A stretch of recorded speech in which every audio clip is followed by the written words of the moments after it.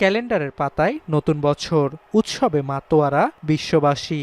স্থানীয় সংস্কৃতি আর নতুনত্বের মিশেলে ইতোমধ্যে ২০২৬ সালকে বরণ করে নিয়েছে যুক্তরাষ্ট্র, যুক্তরাজ্য, কানাডা, অস্ট্রেলিয়া সহ বিভিন্ন দেশের মানুষ।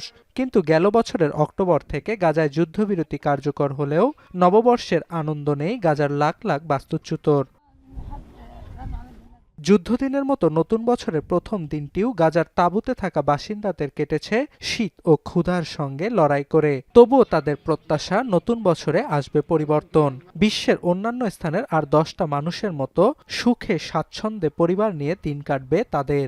ساعدونا في إعمار غزة، ساعدونا في إحلال السلام على قطاع غزة، تكون لنا دولة مستقلة نعيشها بسلام وأمان.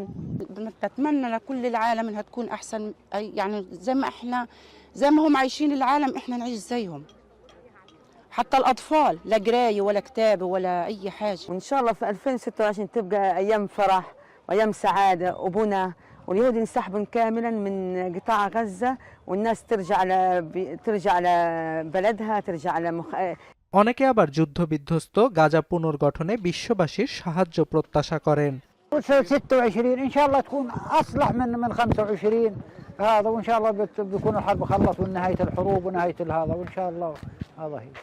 এদিকে শুক্রবার বিখ্যাত অভিনেত্রী অ্যাঞ্জেলিনা জোলি গাজা সীমান্তবর্তী মিশরের রাফা ক্রসিং এবং আরিশের একটি হাসপাতাল পরিদর্শন করেন। এ সময় স্থানীয় অনেকের সঙ্গে কথা বলেন জোলি।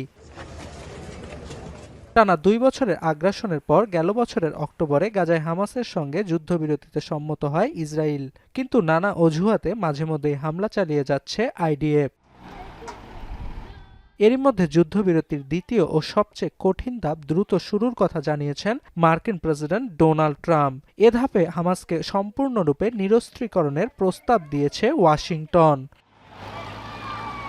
অর্ণব প্রসাদ, এখন বিশ্ব।